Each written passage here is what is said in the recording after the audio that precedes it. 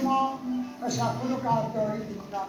آرزو میکنم روزی 600مین کنگره برگزار بشه و این مطالب در 600مین کنگره عنوان بشه.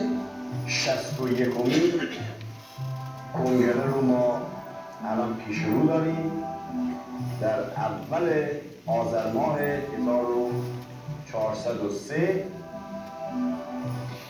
به نام کنگره سیمرغ. چون من میدونم، همه میدونیم 50 سال دیگه هیچ کدوم ما که الان اینجا هستیم نخواهیم بود. 100 سال دیگه هیچ کدوم از این نسل‌ها نخواهند بود، ولی تاریخاً پا بر جا خواهد بود، چون ریشه اون رو درست گذاشتن.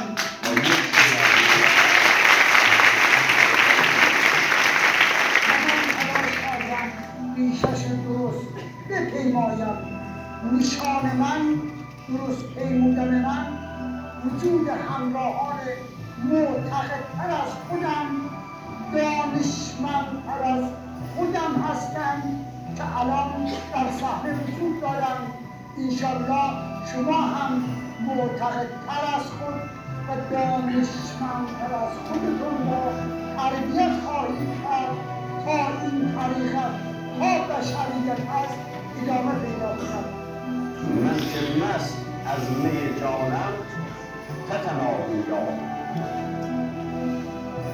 من که مست از می جانم تتناهویا، فارغ از کون و مکانم تتناهویا. یا علی مدد تو